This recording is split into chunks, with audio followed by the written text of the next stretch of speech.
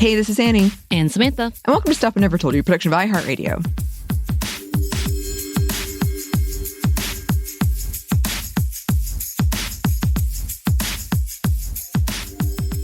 Oh, okay. We are back to the part two. I actually did a part two. Ah, man.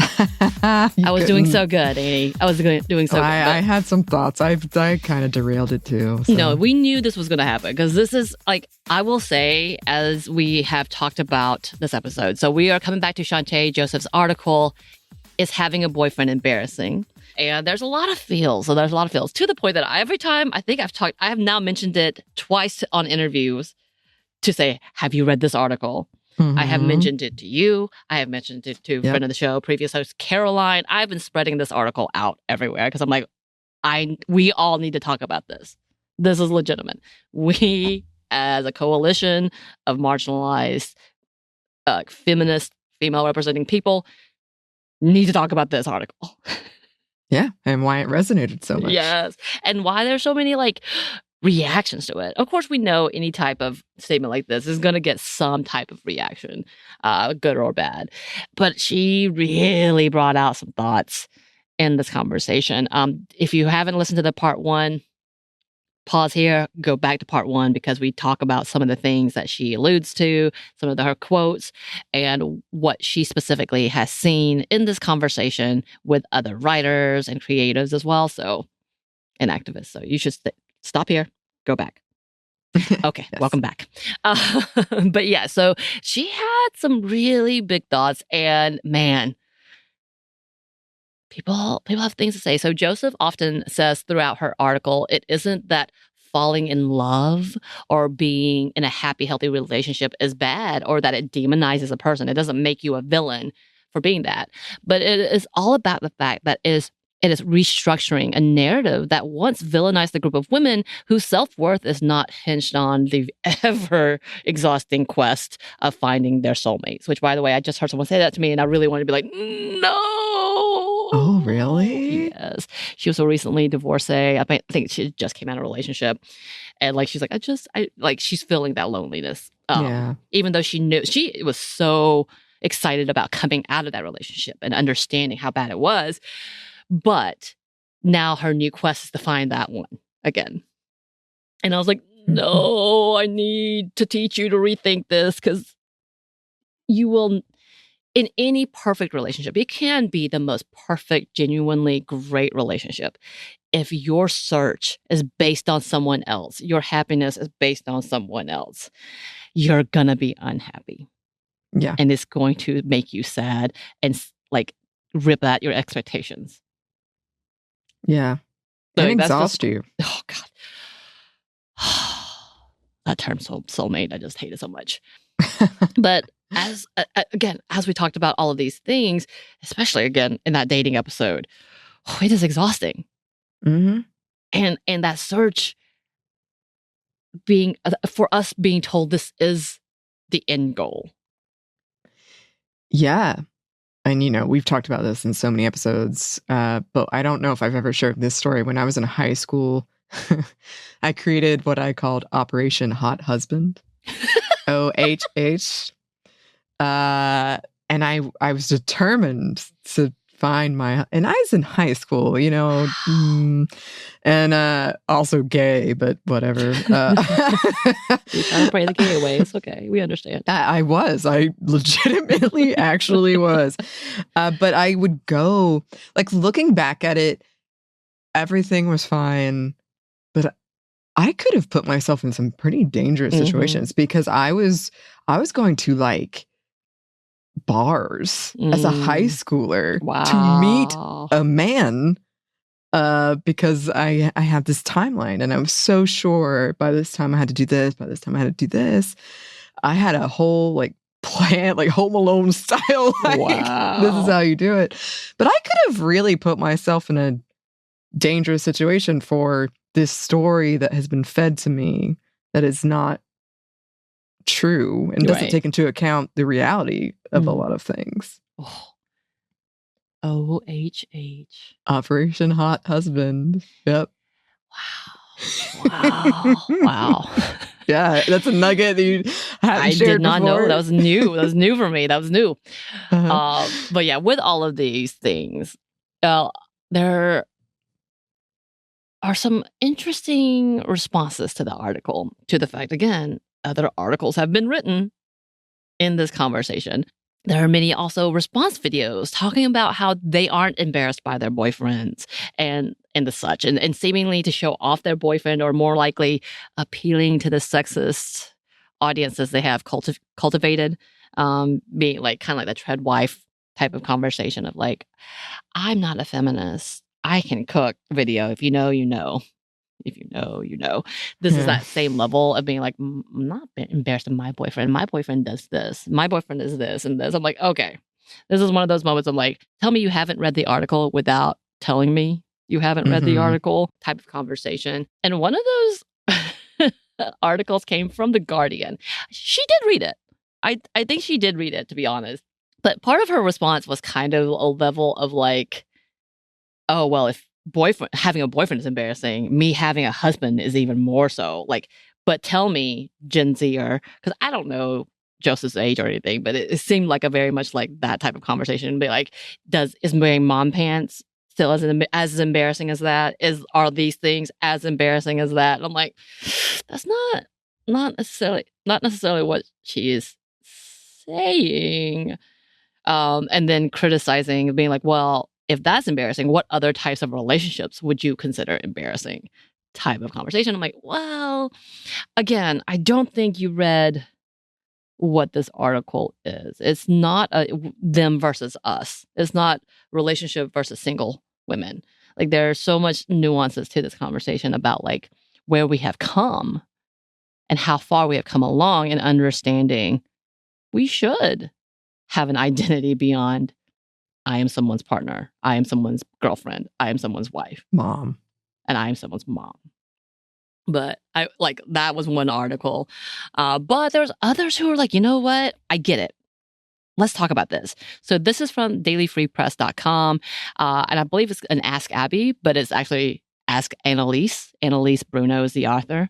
And she writes, women are not merely choosing to stay single because boyfriends are embarrassing as an abstract concept. This isn't a quirky, cool, or chic lifestyle choice. It's a response to a much deeper systemic reality: gender violence, entrenched misogyny, and the long-standing societal expectation that women exist primarily as caregivers with, quote, added romantic perks, have shaped the way women navigate intimacies for centuries. The real truth behind why so many women are deliberately single is more empowered and profound. They are finding fulfillment, growth, and autonomy outside of romantic relationships. I think it's what, like, that is exactly like the level of understanding. And it's kind of like that adventure in being able to do whatever you want, however you want to eat, however you want to keep the house, however you want to, if you want that cat, get that cat. If you don't want that cat, don't get that cat. It's this level of understanding. You really only need to care for one person and you're not responsible for multiple. Yeah.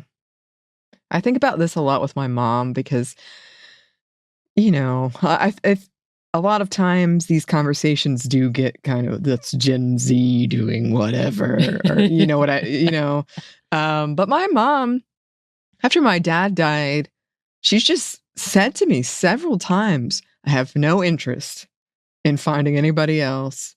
It's nice that I don't have to worry about, because he would get cranky. He needed like food at this time. He hated going out with the kid. Like, she just had all of these things. And they did love each other, and they had a relationship that I don't think she regrets. But I do think it's pretty telling that she's like, it's kind of a relief now that I don't have to be managing him so much and his emotions so much while I'm also raising these kids. I mean, we've talked about women coming in like their second wind, like what after their partners either divorce or die. Mm-hmm. And the freedom and how much more they get to live. Especially like older generations, you get married so young. So it is kind of like, well, I didn't have that experience before I got married, so now I'm getting to have it. Right.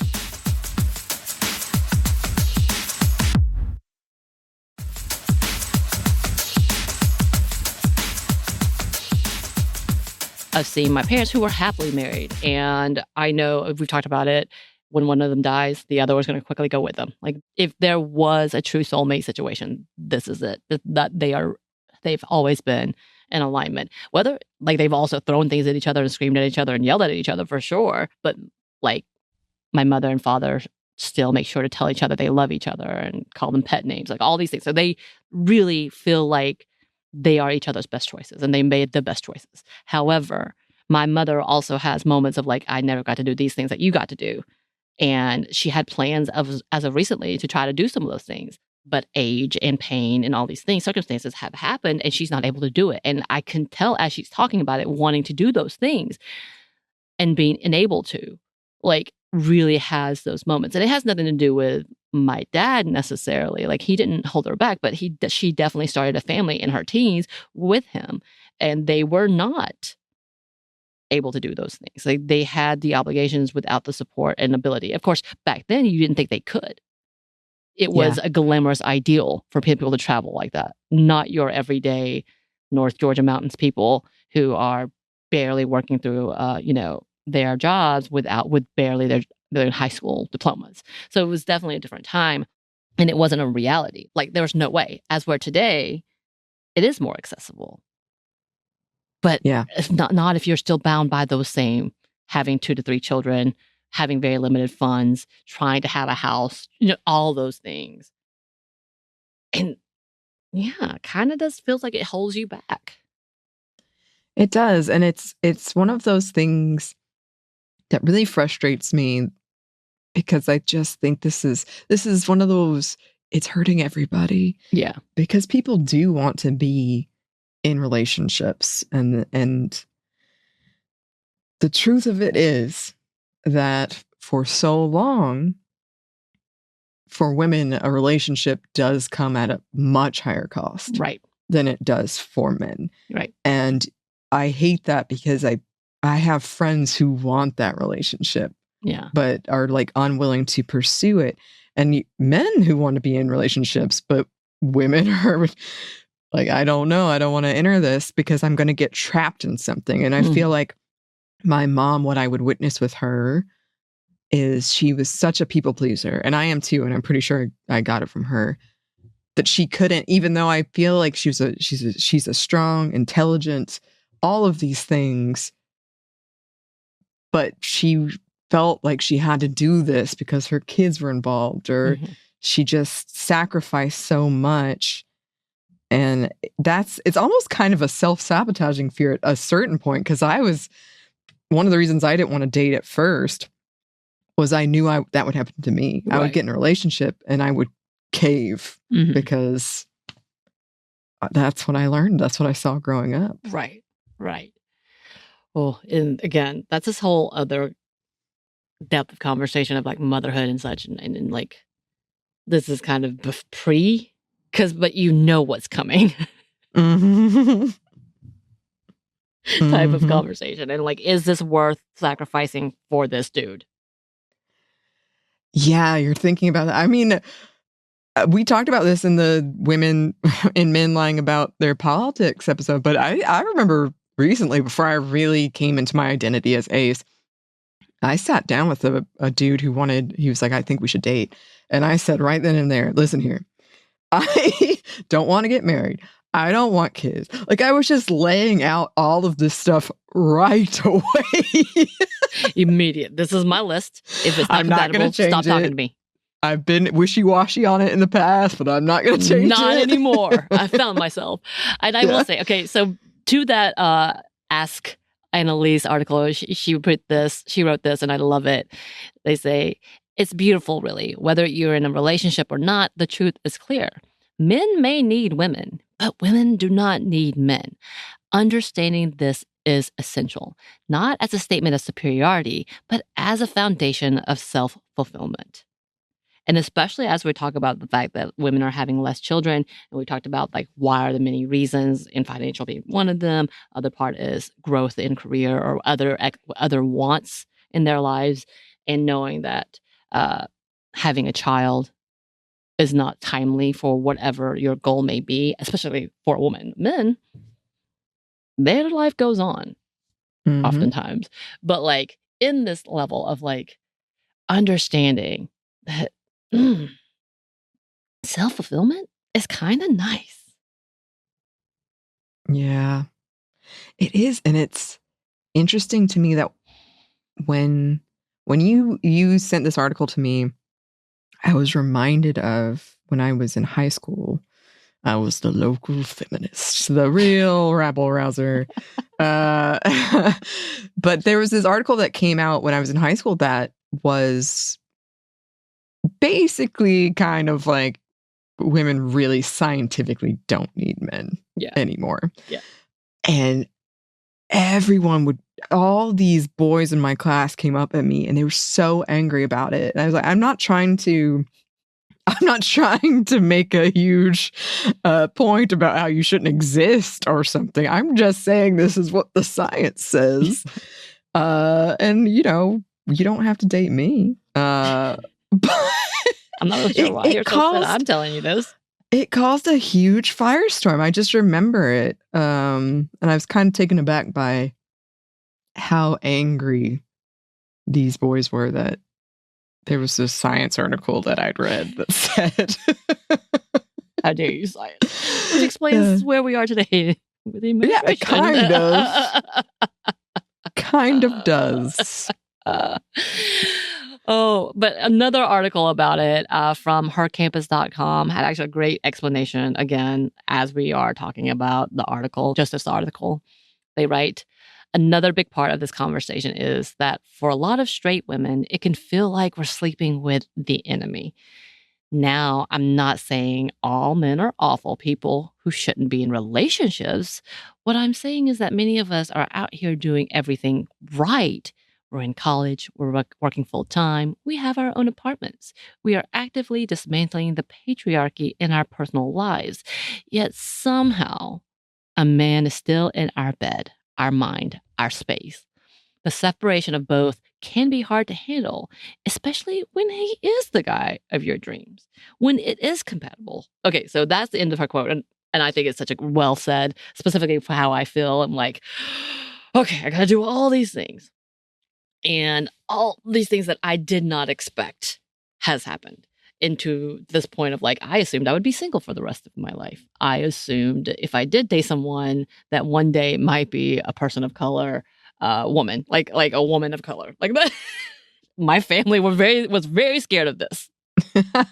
Was very scared of this thought process. But like in the expectation is no, like I love my partner. He is a good man who loves and treats me very well. There are still things that both of us are working through when it comes to dismantling internal misogyny and patriarchy that has been systemic. Like, when you see generations before who are trying to unlearn that and how far away from that they are, but they're still trying. And then you see the younger generations learn even more than that and grow out of that, but still have to keep unlearning. Like it's a constant conversation. And like we talk about this when it comes to racism as well. Like inherently, all non-Black people are racist toward Black people. And I'm not saying that we are all racist, like we're mean, angry, like as we see it. But there's internalized racism that have pitted us against a group of people because we do not want to be at the bottom. And I say this as a person that is Asian who have grown up being told, but you're not like them type of rhetoric, and was like, okay, like knowing that's wrong, but knowing I also benefited off of that. You know what I'm saying? Like there's that inherent level. And that's also when it comes to men, like understanding being a man is inherently meaning you have sexism built into your anatomy, because either whether it was taught to you through jobs or being treated preferentially over this, or let you off on some of these things that other people of color could not get away with, or women could not get away with, or like women are have to overprove that they are qualified, that they are never going to be okay without the extra degrees type of thing, or extra experiences, or in that conversation, or you're not truly going to be believed unless you are physically wearing the abuse on you, as in like you have marks on you, you have physical, like all these things. This is that conversation of like understanding men are not the enemy, but men still have a lot of unlearning. Yeah. Yeah. And I also, I think that it's misleading how some people have reported on this article after it came out, because people are so quick to do what I was saying, where, all men are bad. What was this? I think that the reason this hit so hard is not because the author was saying you shouldn't have a boyfriend or you shouldn't have a partner or anything like that. Having a boyfriend, you're a Republican. Yeah. That hurt me. Yes. Oof. But I think that's why it hit so hard, is why the question of what is going on where so many people feel that way. And I think it's a systemic issue, where even if the person you are with is not like that, you know that systemically there's a lot of cause for questions and things that need to change. So it's more of what can we do to address why we feel like this. Yeah.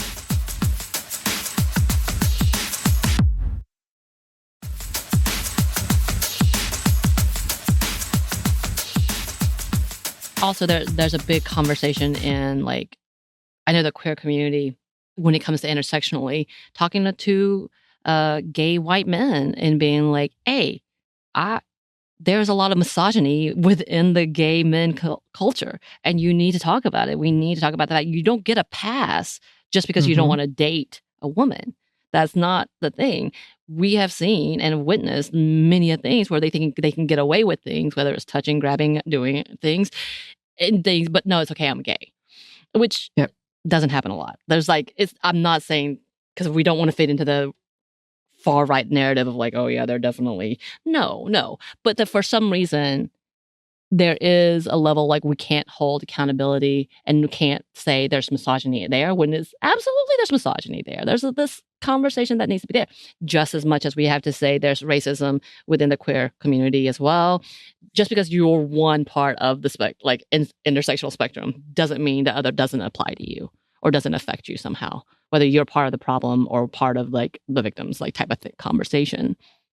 And this is that same narrative, except we're looking at the point of view of like me, feeling like, have I betrayed my people, my feminist people, by having a heterosexual cis relationship, like kind of conversation in this. And for me, again, I was single up into my 30s.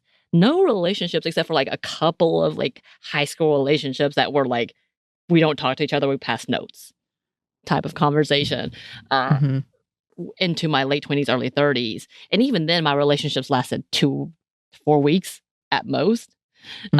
So this is my one and only long-term relationship because I didn't mind. When I let go of that, I'm like, maybe I'm okay. Well, and that's the other thing. That's usually weaponized against women. Is something I told another person who wanted to date me. I was trying so hard to figure out I didn't want to date anybody. But anyway, I told him I was not into romance. I didn't trust it. And he said, that's one of the saddest things I've ever heard. You should get into therapy. And I just, looking back, that he just wanted to convince me, you have to be in this a heterosexual relationship, or it was supposed to be like a threat. It was supposed to scare me. Yeah. And it did hurt. Like it did hurt. But I remember thinking, I don't have to deal with you. Right. I could go home and dealing with you would put me in therapy and cost me a lot more money. I don't have time for this. Like that's exactly like but being in this relationship that I have been currently in, this long-term happy relationship that I am in, it does feel like a little bit of when I tell people, no, it's good to be single, because I wouldn't change it for anything. But like singleness was good to me too. Yeah. And for those who've gone through bad relationships, try out singleness. It's wonderful. Yeah. Yeah. And I think that's a good nuance to add, is knowing how beautiful a relationship can be if it's supportive. But also knowing that, yeah, if I'll be all right. Yeah, that's like this is not a or if. It's an okay and. Yeah. This is a nice right. Have someone around and to like, cook. As happy as we are, we know things happen. Things happen, whether it's by choice or not by choice, like whatever it may be, and you need to be okay in what that comes. People change, people grow, people have different interests and ideologies. Unfortunately, like I have changed from 10 years to now, you know, and I'm sure things will change even more so. Hopefully we get more progressive, you know, and work for more humanities. What that looks like later, I don't know. And I will say this was the end of Joseph's article when talking about singleness and all of this. They say it's something to be said to embracing that singleness. She writes, this is also happening alongside a wave of women reclaiming and romanticizing their single life, where being single was once a cautionary tale. You'll end up a spinster with loads of cats. Sounds fun to me. It is now becoming a desirable and coveted status, another nail in the coffin of a centuries-old heterosexual fairy tale that never really benefited women to begin with. Yeah, I think so. And I think this is great that we're having these conversations about how relationships can look if you want one. Women clearly are fed up that this is not working for them, and it hasn't been working for them. And so I've been really hopeful about some of the conversations I've seen in recent years. There is obviously the conservative backlash that makes me really angry, but I have been hopeful in hearing people talk about, you know, maybe we should reconsider what this looks like and how we can make this work. And that makes me happy. Right. I'm glad. Yeah. And again, like, as you were saying, and I not to tout and brag about anything, but like, I feel like my relationship is really great. We work really well together, and the traumas and the bad things that have happened, it's been amazing to have him as a support. I also feel like I'm not embarrassed to show him off. I don't feel like he can't come out if it's just a group of girls. You know what I mean? Like, he is oftentimes the only dude. He's great. I love him. He's a great addition. He is that is something that is beneficial. Like, he adds to the conversation. He listens. He encourages. So all of those good things. So having a relationship is not the end all. Like, we're not saying that that's bad. I'm not saying that, but I understand this conversation, and I do love the turnaround in this level of like, yeah, that's not the solution. Having a relationship is not the solution.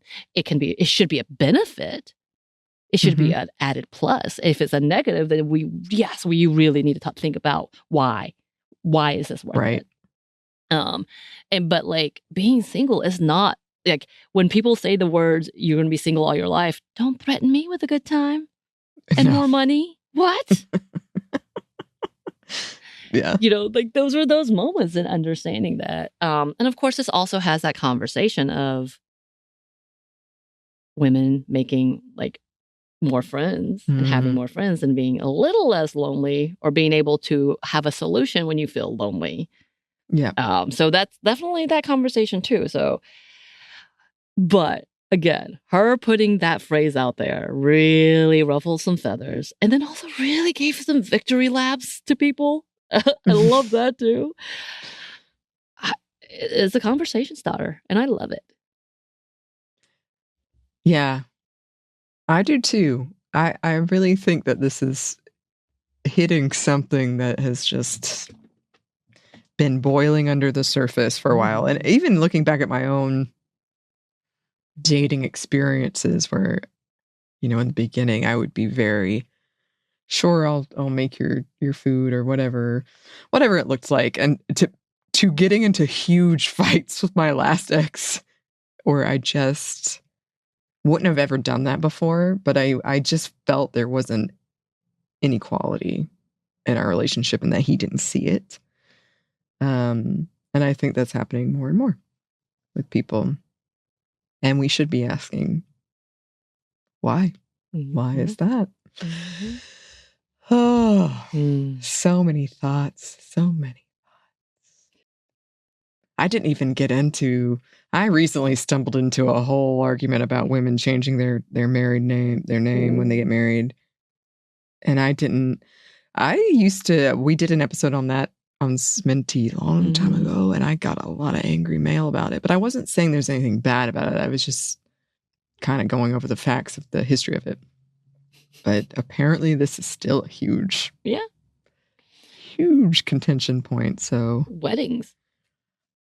Yes, Kristen got called out for that too. Yeah, like weddings, like that's still very controversial. Yeah. What type? Yeah. What does this symbolize? Do you want this? Exactly. That's a lot. You know, sometimes you just want to have a tradition, but right. You have what you want. That's the joy. Exactly. But clearly it is still something that people feel a certain way about. They do. And we did as well. That's why it's a two-parter. And I feel like my next one about moms being mad in media is actually related to all of this. So I'm very excited. Yeah. You can listen out for that one. But in the meantime, listeners, if you have any thoughts about this, you can email us at hello@stuffnevertoldyou.com. You can find us on Blue Sky at Mom Stuff Podcast, or on Instagram and TikTok at Stuff I Never Told You. We're also on YouTube. We have some new merchandise at Cotton Bureau, and we have a book you can get wherever you get your books. Thanks as always to our super producer Christina, executive producer Maya, and our contributor Joey. Thank you. And thanks to you for listening. Stuff I Never Told You is a production by iHeartRadio. For more podcasts from iHeartRadio, you can check out the iHeartRadio app, Apple Podcasts, wherever you listen to your favorite shows.